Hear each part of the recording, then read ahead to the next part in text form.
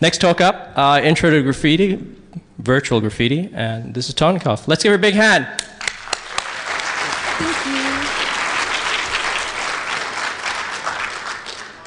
Hello everyone, like he said, I'm Totenkopf of the Neuronumerous group, and today I will be talking to you about virtual graffiti. I originally wasn't going to submit this year or present a speech, but then Neon Rain and I got into a discussion about the growth of hacking electronic construction road signs, and then we started talking about virtual graffiti in general and how outside of the Graffiti Research Lab, there's really not a lot going on or a lot of information about it. Next thing I knew, I was cursing her name and submitting my CFP. So before I get into all of the nitty-gritty details about virtual graffiti, we're going to discuss what it is. All right. The most commonly used definition for virtual graffiti is that it involves the use of virtual objects and/or digital messages, images, animations, etc., that are applied to or viewable from public locations. They can be viewable through electronic devices such as computers or mobile devices, but are quickly expanding beyond that and can be seen on digital billboards, road signs, and the side of buildings. I know that this sounds like a very large subject, and it is, so much so that I have decided to break the speech up into 4 different parts. First, we'll cover the history of graffiti, where we're going to discuss where it originated and how it got to the point where it is today. After that, we'll go over some examples where I'll be covering things that have been done for a little while, and as well as some things that are shiny and new. And once I planted evil little ideas into your mind, we're going to move on to legal concerns and government responses to graffiti. And finally, who would be interested in this and why they should be interested in this.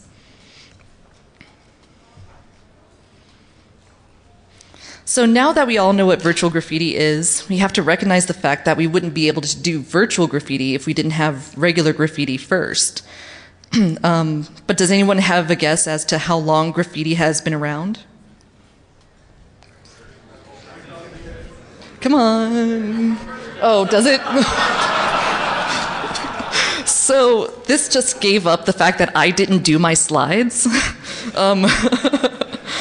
Unfortunately, Toten Dad is the one who does all my slides, and Nikita yells at me every year to do my own damn slides, and this is why.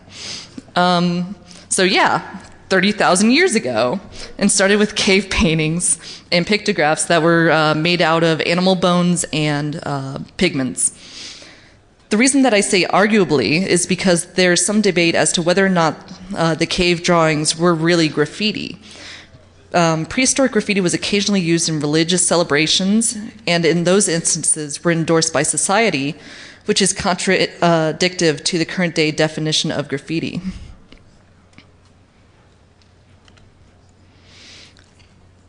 Although it's debatable whether the cave drawings are examples of early graffiti, we can definitely say that it was popular in ancient Greece. In fact, the first known example of Grecian graffiti is viewable in the ancient city of Ephesus, which is in present-day Turkey. The first graffiti drawing was evidently an advertisement for prostitution and was etched into stone near mosaics and walkways. The image itself was of a heart-shaped handprint, kind of like that, a footprint, and a number. The heart-shaped handprint was meant to represent love in exchange for money, and the footprint and number are believed to represent how far one would have to walk in order to receive these services. Similarly, the ancient Romans are known for carving graffiti on walls and monuments. Some examples include curses, magic spells, political slogans, declarations of love, alphabets, and literary quotes, all of which were preserved in Pompeii after the eruption of Mount Vesuvius. There was also ancient Roman carvings that were made by young men to make themselves feel big, most of which can be found around at gladiatorial academies, including one by Salatus, which states, Suspirium Polarum Salatus Thrax, or Salatus the Thracian makes the girls sigh. Not to be outclassed by the Greeks, though. The Romans were also known for using graffiti to advertise prostitution. In one area, you can find an address for a well-known prostitute named Novelia Primigena of Nuceria.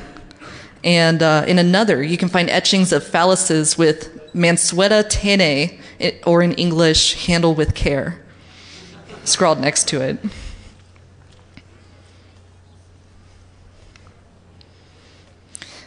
There are other many lesser-known instances of pre-modern graffiti, including but not limited to carvings on the walls of royal and/or wealthy homes of Mayans in the site of Tikal in Guatemala.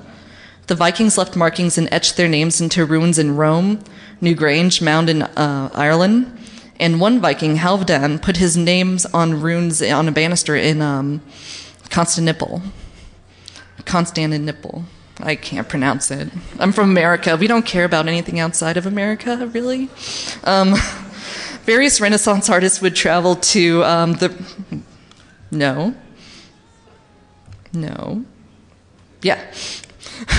Various Renaissance artists would travel to the ruins of Nero's Domus Aurora in order to carve or paint their names. French soldiers would carve their names on monuments during the Napoleonic campaigns in Egypt. And travelers along the Oregon Trail left their names at Signature Rock. Now, that is all of the pre-modern stuff. None of the techniques that were used back then to make the drawings and or carvings are used in modern day graffiti, even though the messages and the thoughts and feelings behind them are the same as what's seen today. With that said, we are now moving on to history of modern day graffiti. Okay. In the 60s and 70s, graffiti started to gain popularity with political activists and gangs wanting to mark their territory and make themselves heard. Once it started to become more popular in places like New York City, graffiti started to migrate from being out on the streets to the subway system. The main goal at that time was relatively simple. Out-tag and out-bomb the other graffiti artists in the area. For those of you who don't know, bombing is used to refer to creating large, more elaborate pieces of graffiti art, usually done by breaking into closed-off areas like subway depots after work hours so that there is a lower chance of getting caught while you're drawing. Also during this time, the use of designs such as polka dots, cross hatches, and checkers were becoming more popular. The use of spray paint increased in order to expand what the graffiti artists could do and how fast. And the appearance of top to bottoms, or works which span the entire height of a subway train, became more popular. The combination of all these innovations in graffiti has led to this period of time being referred to as the Golden Age.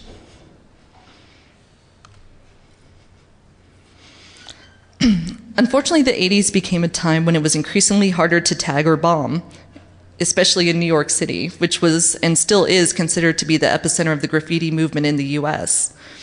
Some of the reasons why new pieces were getting rarer include the fact that the burgeoning drug trade increased the amount of firearms out on the streets, making tooling around at night more difficult and dangerous. The police were able to dole out regular and more severe punishments to graffiti artists that they caught. And store owners were forced to restrict their sales of spray paint. They weren't allowed to sell to people under 18, and they had to keep everything locked up in cages to dissuade shoplifting. And finally, the local transit authorities caused a lot of problems when they used the increase in their anti-graffiti budget to build new and better fences around train yards, hire more guards to patrol, and fund regular, heavy buffing of train cars to keep them graffiti-free. To the chagrin of officials who thought that these measures would be enough to completely squash the movement, artists and riders moved from underground trains back onto the streets as well as the top of buildings.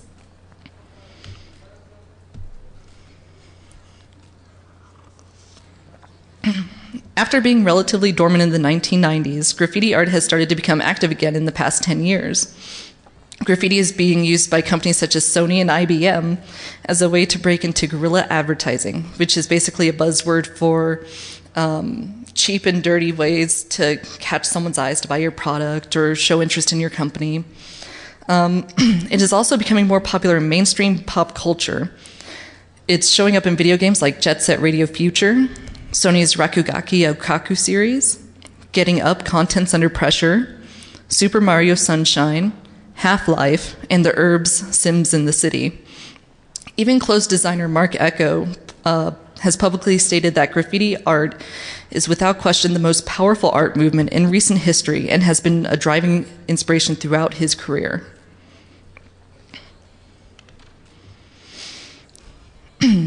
Now that we've gone through all that, it's time for the part of the speech that most of you came here for, and that's the examples of virtual graffiti. We're going to start off with the tried and true stuff, all of which has been either pioneered or popularized by the Graffiti Research Lab. And as a side note, the examples that I'm going to show you appear on their website with a list of materials as well as instructions. And in this section, I will be going in order of least to most difficult to do. The first examples we're going to cover are the most popular and most common of virtual graffiti, and that's the LED throwy and floaty. They are really cheap and easy to make, especially when ordered in bulk from sites from DL Extreme. For either floaties or throwies, you'll need LEDs in an assortment of colors and a lithium battery and tape. If you're doing throwies, you'll need a magnet, obviously, because otherwise it won't stick to anything. You just look like a retard throwing LEDs. Or if you're doing floaties, you'll need balloons, otherwise they sink. Next, we have the electrograph. It can be as easy or as difficult as you want to make it. Likewise, it can either be as relatively inexpensive or expensive as you wish to make it. The base materials are pretty simple: conductive paint, magnetic paint, regular and/or spray paints, stencils in case you're not comfortable freehanding, LEDs, and batteries. From there, you can add various different components like microprocessors, photoresistors, so that the LEDs only come on during night, or even a proximity sensor so that it lights up or does something based on how close someone is to the art. The last example for the tried and true section is the Graffiti Research Lab's laser tag. The hardest part of this is acquiring the parts and setting it up at the site that you want to do this at. The materials that were listed on the GRL site for this project are a laptop, a 50,000 ANSI lumens projector, a security astronomy camera with manual iris zoom lens, a magic arm with a super clamp, a PCTV USB capture card, and a 60 megawatt green laser. In some places that's illegal, by the way, and also don't shine it in animals or people's eyes because they'll go blind or really, really pissed off with you. And you'll also need AAA batteries to power everything. This setup can get pretty expensive, so it's worth looking around at places like eBay, Craigslist, pawn shops. Or if you have lots of money, you can give some to me and I can go buy it new from the store. Next, we're going to do the shiny and new stuff on the virtual graffiti front. Although in the last section I was able to go in order from easiest to hardest, I'm going to be going from least to most obscure. Each of these three examples are relatively new, with the first two having been successfully and publicly attempted. We're going to start off with electronic roadside construction signs. So toward the middle or end of, I think it was 2007, 2008, people in the US started to see more and more examples of people hacking into these roadside construction signs. There are probably several different manufacturers, but most of them use the same one, which is, well, no, wait, I'm just going to say it, ADCO, A-D-D-C-O. Those are the ones that are most commonly hacked because they're the easiest to hack because they're the least secure. And these are also the ones that are mostly used by Department of Transportations. The first examples of hack signs were just like this one that warned drivers about zombies being ahead. Since then, there have been many other instances of these signs being hacked, saying various things like Harvard sucks in Massachusetts, no Latinos, no tacos in Miami, and the ever clever this sign has been hacked. In January of 2009, iHacked featured a post that gave readers step-by-step instructions on how to hack into these signs and change the message to display whatever we want them to. I am both pleased and chagrined to say that they're still very accurate, as in around 5 o'clock before I hopped on the plane, I was able to go try it. I didn't change anything because I'm a wimp, but I was able to get into the sign and prove and see that the console was still in there. Not that I'm condoning breaking into roadside construction signs, because I'm not. Do it. The first item that I'm going to talk about isn't really a vulnerability, it's just a tip. These signs are really, really, really, really easy to find. You don't have to drive around looking for them anymore. Your local Department of Transportation website has done that for you. Most of them are really helpful. You know, they want their drivers to know what's coming up. So they have a list of ongoing and upcoming construction, or as well as traffic jams, and they set up these signs there. So all you've got to do really is say go to nevadadot.com and go to their section called Major Products, Studies, and Programs that give a list of places and dates. Make a list of them, drive out there, and where am I? Yeah, okay. And then a few days before construction starts, chances are that you'll see one of these signs erected, and give you a time and let you know when the construction is going to come up and how much time you have to plan for it and the hours that you have to avoid. Once you find an electronic roadside construction sign, you want to have go to the access panel located at the back of the sign, and you would expect to see it physically secured, right? Well, most time it's not.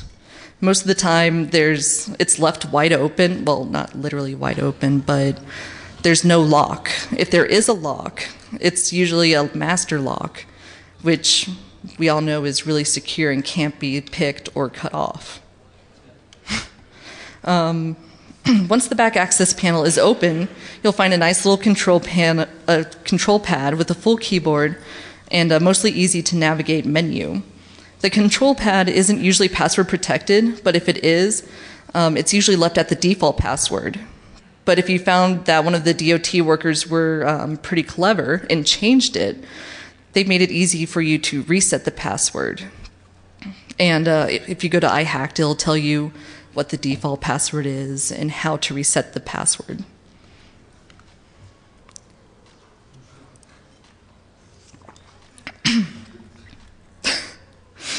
Like I said, my dad makes these slides for me, so yeah, don't be a dumbass. Although most of this may make hacking one of these signs sound like a cakewalk, there are some things you need to be cautious and aware of. The roads that get these cautionary construction signs are usually high in traffic, so be careful not to plan to go out during rush hour, or also if the sign you want to hack warns of construction, avoid going an hour before or after the hours that are listed on the sign. That way you don't have a DOT worker coming up to you while you're trying to hack the sign, especially since most of these sites have police cars by them. Be wary of signs that are in commercial areas. Many stores, roads, and traffic lights are equipped with security cameras. And finally, use common sense. Wear gloves and be as inconspicuous as possible. If you're the only blue or purple hair person in your town, wear a fucking hat.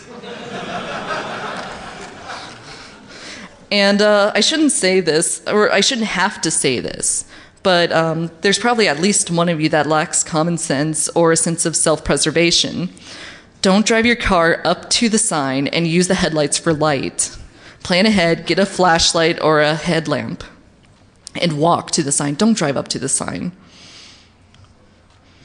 Next is something that at least a few of you know that I've been interested in for a few years now, and that's hacking the outdoor digital billboard network. These signs are starting to become more and more popular. They're only made by, well, mostly one manufacturer, but they're owned by, Clear Channel, and we love Clear Channel. There are still only 3 types of digital billboards that are commonly used, and they are ones with Verizon Telephone Network Interface, which have testing and wiring instructions inside the panel, and they're easily available and viewable by any passerby, and it suggests the presence of a basic go, no-go. Billboards that work wirelessly and have a nondescript box at their base, like the one you see in the picture over there. The existence of POTS combined with unencrypted wireless traffic poses security risks that have not been addressed by manufacturers. And finally, billboards with an unlabeled box at its base secured by a master lock. These contain a control panel or a place to plug in a laptop. Make it easy for techs who go on site to work on the billboards. So 2 years ago, I had a big presentation on just the outdoor digital billboard network. And each point I'm about to discuss has been verified by CISOs and techs from various companies that are associated with the evil assholes who run the majority of these billboards as known security concerns that have been expressed before but have had nothing done about them. Maybe one of them have been addressed, though, I've been told, but it's still an issue. There are two types of vulnerabilities, network and physical. The network vulnerabilities include packet sniffing, which is mostly applicable to the billboards with the wireless connectivity, war dialing for the phone ones, and open ports. The physical vulnerabilities that can lead up to the hacking of these billboards are social engineering of marketing and technical staff. You can still use the tried and true, I'm a college student and I am doing a marketing research, or I'm an interested consumer. If that doesn't work, you can always find either a disgruntled employee or one of their techs who are really, really into their job and like talking about it. In that case, it's only going to cost you maybe a couple of beers. Poorly placed security cameras. They currently have maybe 1 or 2 security cameras. One's posted straight at the sign to let them know if anything's going wrong with it. And another one pointed towards traffic. They don't have one towards the base to see if anybody's messing around. And there's nothing separating you from the base of the billboard. There are no gates, barriers, or prickly plants to keep you from messing around down there. And of course, you know, there's the master lock, which can be picked or cut off. So now that we've covered that, there is an update on this, as well as some things that should be noted if you were going to try this. What I didn't know before, and therefore couldn't present last time, was that companies usually use digital signage software that is ran mostly on XP machines. The software company that distributes the software actively discourages the use of Apple and or Linux machines unless there's an XP virtual running on it, because they think XP security issues are irrelevant. And that's actually a direct quote from their website. It's irrelevant. As far as notes go, if you do this, don't do it during peak hours or during the day. Be inconspicuous, and as always, mind the orange sticker.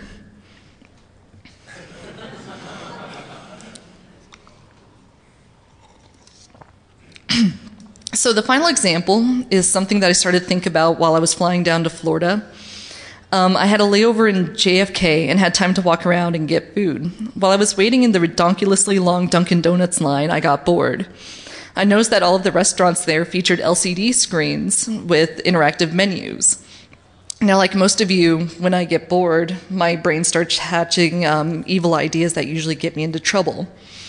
So that's when I realized, you know, these should be pretty easy to hack and display whatever I want to display on them. So, without further ado, here's some information I got while researching these, so you can take it and do with it as whatever you want.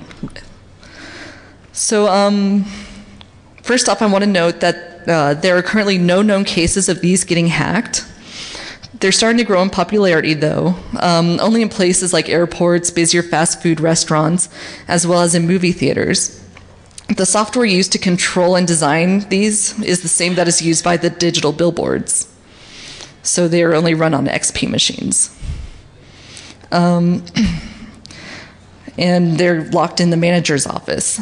These offices feature our best friend, an unsecured wireless network. Field research has shown that if one were to sit either in the concession stand area with a half-full Coke or near the bathroom with a bored look on your face, but with a netbook on you, in both instances, one should be able not only to connect to the network, but view stuff that they probably hope you can't. Now, since not all of us can be super hackers like Gregory Evans, I'm now going to cover government responses to graffiti as well as the inherent legal concerns associated with graffiti. All right, we're going to start off with the United States. There have been many pieces of graffiti-related legislation passed. Many lawmakers view it as an expensive form of vandalism requiring repair of vandalized property. The following laws are examples of such legislation that was passed in the past 25 years in response to the increase of graffiti art appearing on the streets. In '84, the Philadelphia Anti-Graffiti Network, or PAGAN, was created to fight gang-related graffiti as well as commissioned murals from legitimate graffiti artists to be made at places that were common targets for gang-related graffiti. In '92, Chicago banned the sale and possession of spray paint as well as certain etching tools and markers. In '95, New York City officials created an anti-graffiti task force in response to the quality of life crime, which is what they consider graffiti to be. The task force consisted of law enforcement officials as well as politicians, who at that time also made it illegal to sell spray paint to anyone under the age of 18, as well as lock up spray paint to dissuade shoplifting. In '05, Pittsburgh created a database in order to try and link tags of known graffiti artists to instances of graffiti art in order to aid with the prosecution. And in 2006, Newcastle County of Delaware made the sale of spray paint and permanent markers to anyone under 21 illegal, following the example of a similar law that was passed and then quickly repealed in New York City earlier that year. Now, the U.S. isn't the only country who has passed laws in order to deter graffiti artists. European countries, Britain in particular, have recently passed several pieces of graffiti-related laws and acts, such as the Keep Britain Tidy was passed in August of 2004 and supported proposals such as issuing on-the-spot fines to people caught tagging buildings, as well as banned spray paint sales to persons under the age of 16. It also went so far as to condemn the usage of graffiti images in adverts and music videos, saying that it is separated from reality and should not be shown as cool or edgy. Later that year, 123 MPs signed a charter stating that they'll do what they can to rid their country of graffiti and fight against graffiti artists, including Banksy. In particular, was a main driving force for that year. And in 2008, a conspiracy charge was used to convict graffiti artists. 7 members of DPM were convicted with conspiracy to commit criminal damages that would cost at least £1 million. 5 received prison sentences and the rest were fined.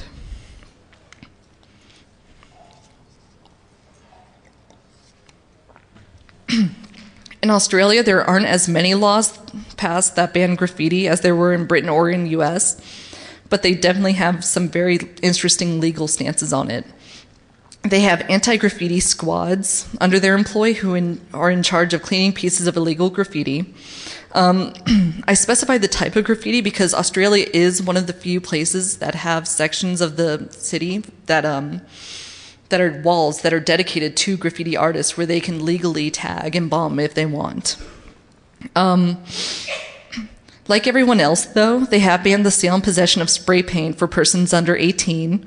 They have also made it so that if you're caught tagging, you can be fined up to 26,000 US or Australian dollars and get up to 2 years of jail time. If you're caught carrying spray paint without having a legal reason as to why, you can be fined up to 550 Australian dollars.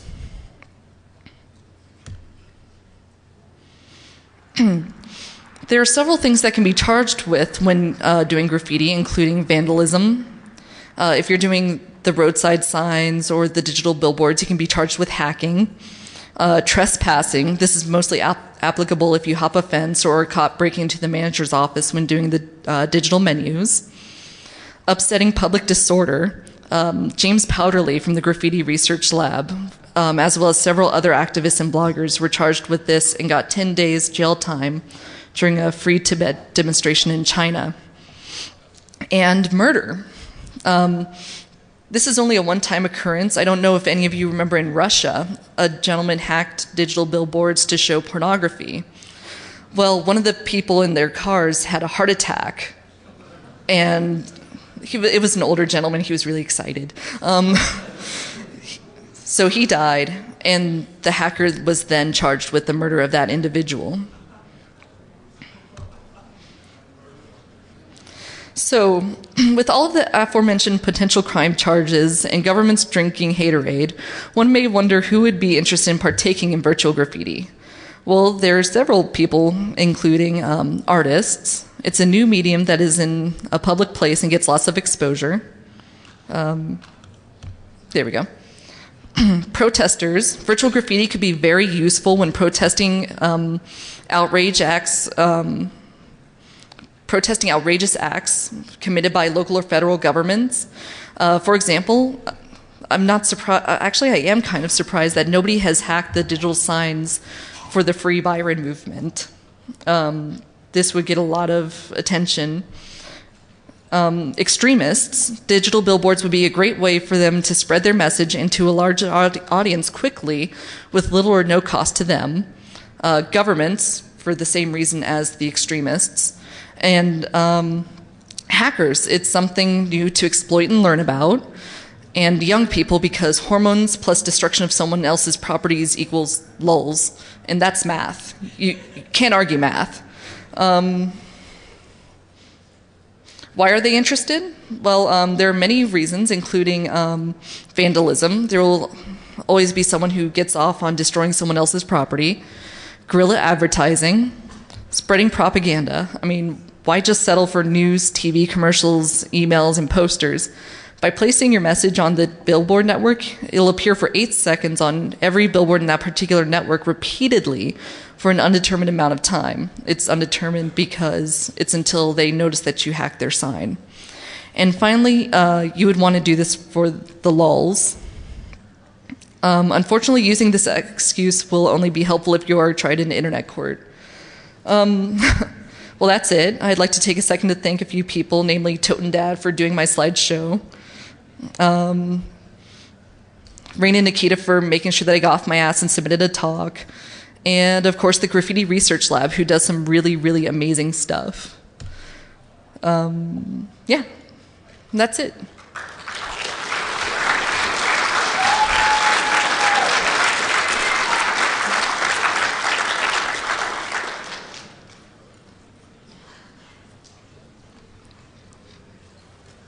Yeah, I'm done early.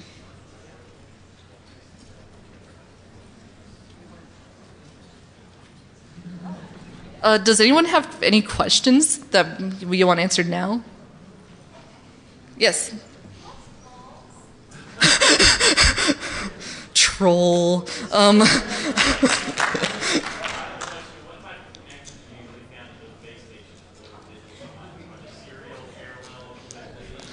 Most of them are serial. Oh, I'm sorry. The question was, what kind of connections do they have in the control panel at the bottom of the digital billboards? And I found that in most cases it is serial.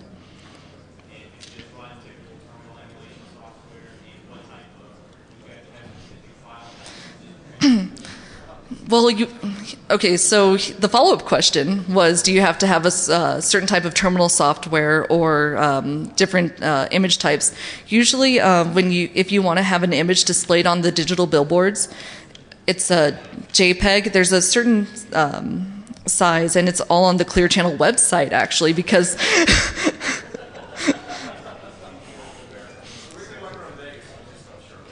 Well, exactly. Let's go break into some stuff. But unfortunately, the digital billboards are only in certain places. You guys don't have a lot of them out here in the West. Vegas is obviously an exception. But places like Seattle, for example, doesn't have them yet. But a lot of people in the Northeast and the South are starting to grow. Yes.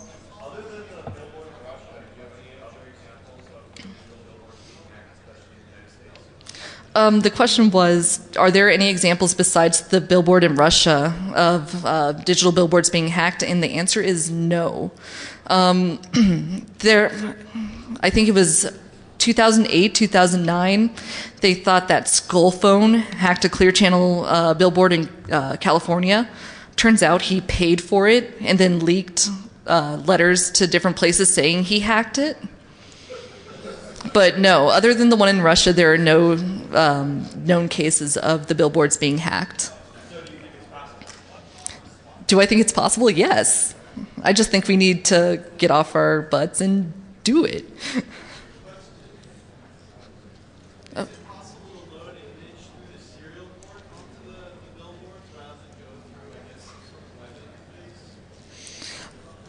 Well, they do have, okay, the question was how do you load the images, basically, onto the digital billboards, and they do have that digital signage software. It's kind of hard to come across, but they do offer a beta of the software on the company's website that you can download and use, and if you feel like shelling out the cash for it, you can buy it, and then BitTorrent for everybody else.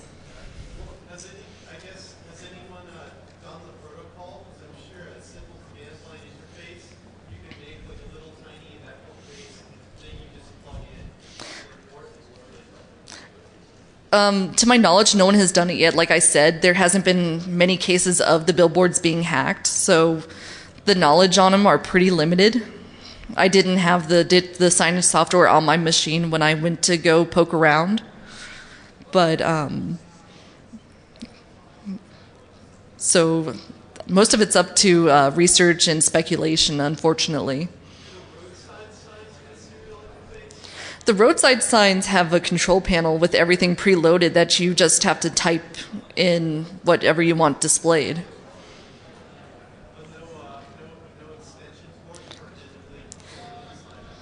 No, most of the electronic roadside construction signs don't have a port or anything that you need to plug a machine into.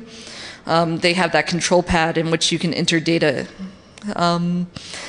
Possibly some of the other manufacturers do have a place where you can insert a console, but I don't know about those. I didn't play around with those. I just played with the ADCO ones with the control panel. Yes, ma'am. Yeah, all right. Hey, so my question is a three-part question. First, like, what have you tagged up? Next, what is your tag, and where are you repping? I'm actually not a graffiti artist. I don't tag or anything, unfortunately. I'm not that cool. I'm mostly interested in the electronic side of it. Anyone else? Oh, yes, I'm sorry. How much variety is there in the SSIDs of the not-so-secure networks that was I'm sorry, I can't really hear you. How much variety is there in the SSIDs of the not-so-secure networks that mapping? Is that for the menus or for the? Oh, yeah.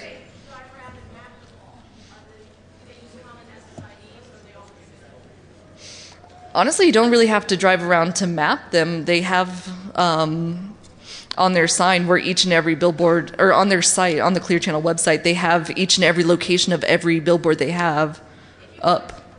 If you wanted to for fun.